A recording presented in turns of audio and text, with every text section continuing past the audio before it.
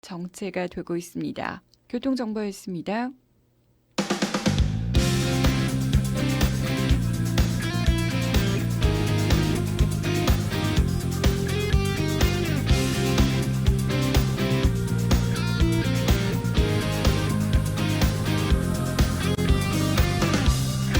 자, 이번 순서는 지역 정치 현안에 대해서 치열하게 토론해보는 시사 단판입니다. 페이스북에서 대구교통방송 검색하시면요, 실시간으로 라이브 방송으로도 보실 수 있습니다.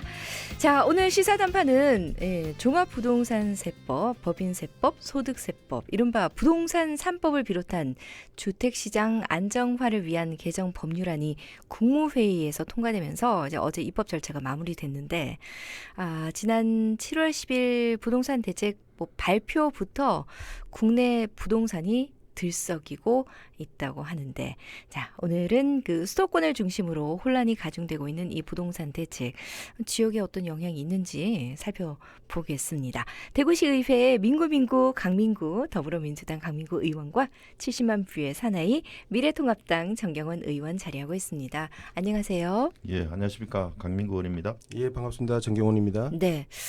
자, 일단 정경원 의원님 굉장히 좀 비장한 표정이세요. 먼저 좀 이 주제를 하자고 얘기를 하셨다고 들었습니다. 먼저 부동산 3법이 구체적으로 어떤 법인가 좀 들어봐야겠는데, 어느 분한테 강민구 의원님께 예. 좀 들을까요? 부동산 3법은 종합부동산세법하고 소득세법, 법인세법이거든요. 근데 이번에 종합부동산세 세율이 0.1에서 0.3% 인상했고, 네. 세 주택 이상 보유 및 조정 대상 지역 2주택자에 대한 세율을 0.6에서 2.8%로 인상했다는 내용입니다. 네. 그리고 반면 실수요 1주택 보유한 60세 이상에 대해서는 부담을 줄이기 위해서 세 공제율을 더 높이기도 했어요. 예. 더 많이 공제해 주겠다는 거죠. 소득세는 2년 미만 보유주택 및 조정 대상 지역 내 다주택자에 대한 양도소득세율을 1년 미만은 40인데 70% 올렸고요. 1, 2년은 기본세율을 60%로 변경했습니다. 네. 마지막 법인세는 법인의 주택 양도 차익에 대해서는 세율을 기존의 10%인데 20% 올렸다는 내용입니다. 네. 자, 일단 뭐 집 없는 분에게 좀 이렇게 좀 혜택이 좀 돌아갔으면 하는 마음으로 좀 그 한 가구 한 주택 이런 마음으로, 기본 마음으로 법은 마련했습니다. 자, 그런데 이 지금 잠깐 제가 예, 3법에 전 대해서는 우리 강민구 예. 의원님이 설명을 주셨는데, 네네.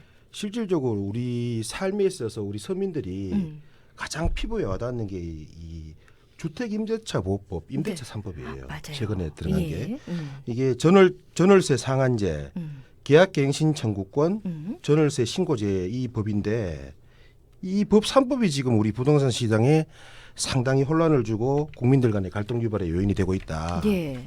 간단하게 설명을 드리면, 전월세 상한제라는 게 내가 임대 계약을 갱신할 때 집주인은 임대료의 5% 이내로 임대료를 증액을 할 수 있다는 법안이고, 네. 계약갱신 청구권은 지금 우리가 이야기 많이 하는데 2+2라 그래서 예.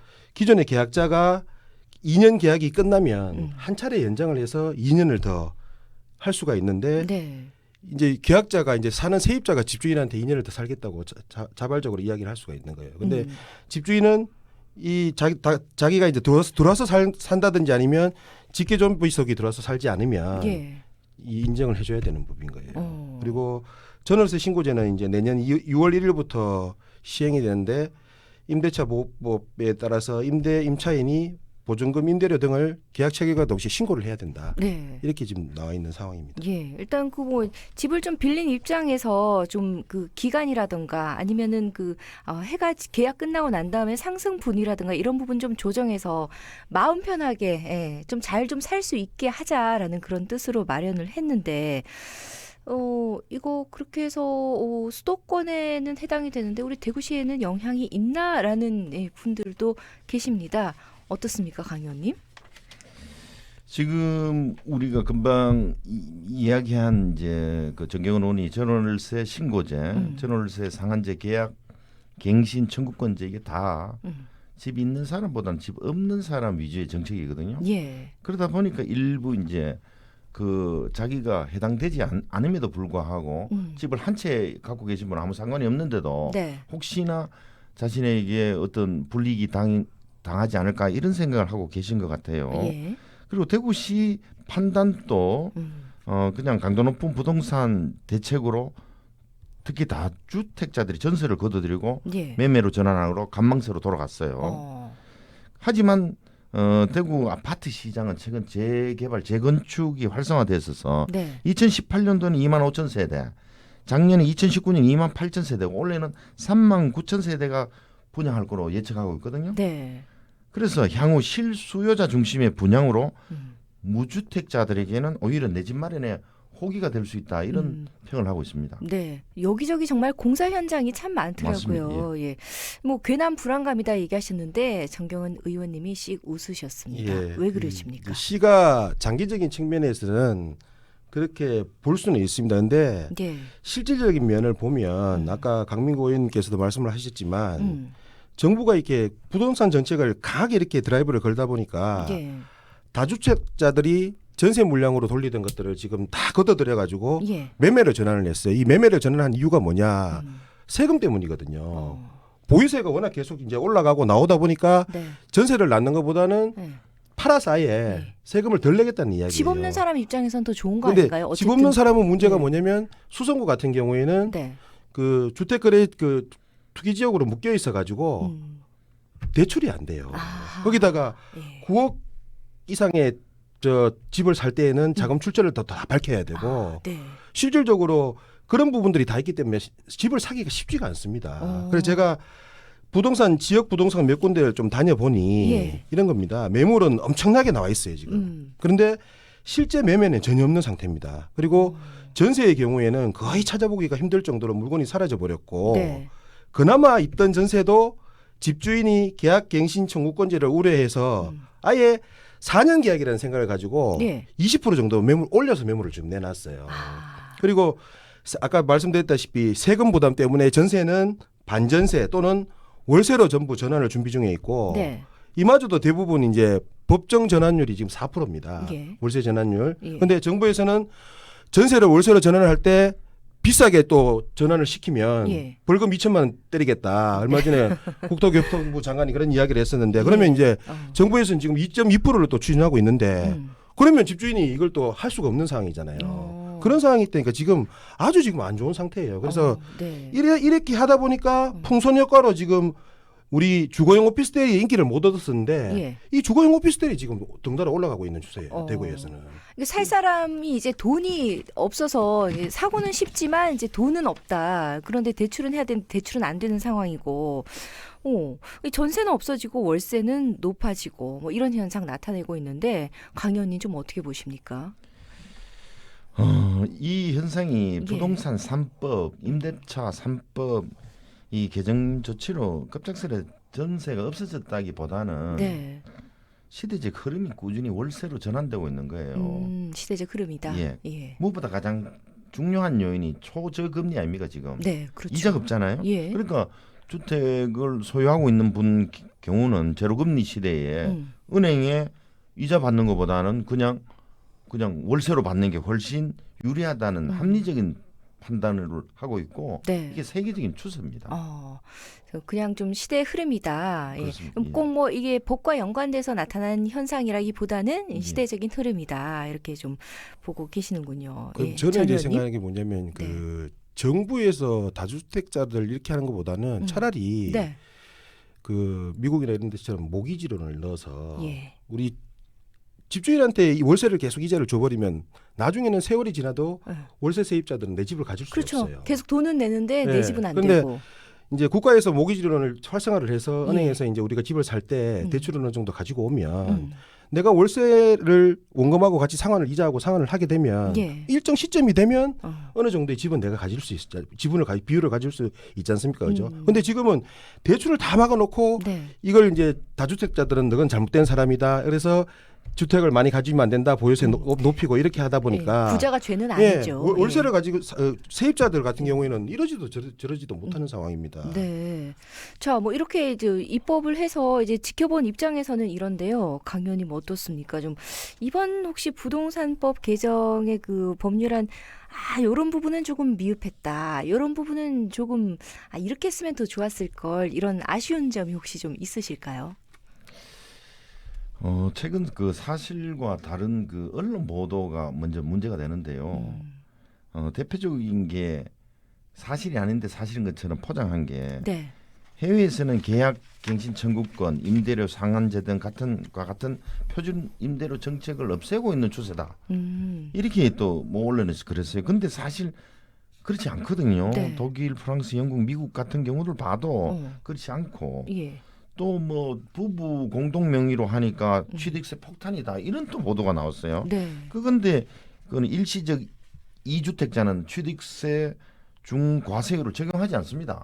포장된 거고 네. 또 부동산세가 OECD 최고 수준이다. 이런데 사실은 가장 낮은 수준이에요, 우리나라가.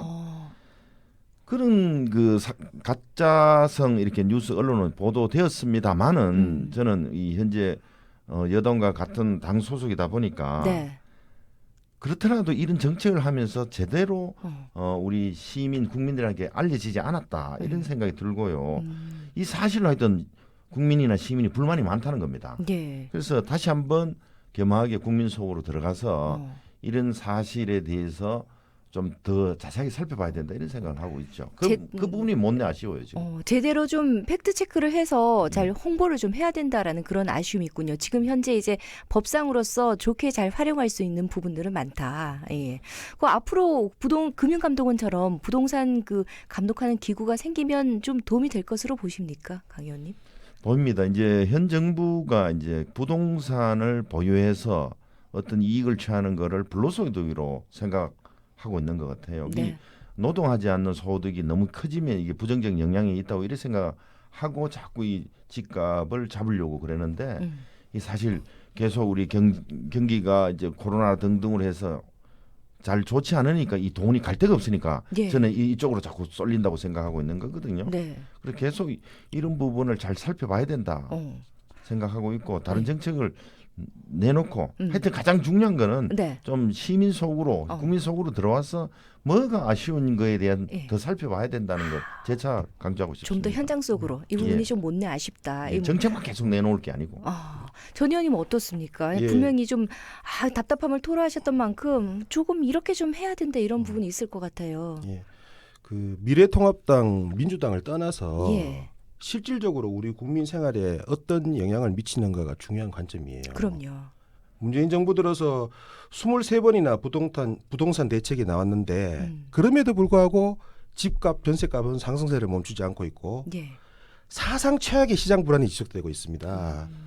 수요 공급의 시장 원리에 충실한 부동산 정책을 내야지 예. 반시장 반응부수적이고 징벌적 세금 폭탄을 안기면서 한쪽에서는 화풀이하듯이 정치를 하고 한쪽에서는 경제 위기 이겨내겠다고 국민들한테 막 혈세 쏟아붓고 네. 또 다른 한쪽에서는 국민들 주머니 털어가지고 세금 걷겠다는 건 앞뒤가 맞지 않는 거라고 생각해요. 자꾸 그리고 정치적으로 세금 아니, 폭탄이라고 맞습니다. 말씀하시면 안 그리고 돼요. 오늘 여론조사에서 이렇게 보셨다시피 우리 예. 국민들이 정부 부동산 정책하고 우리 인국공 사태에서 보다시피 청년 취업에 대해서 굉장히 분노하고 있어요.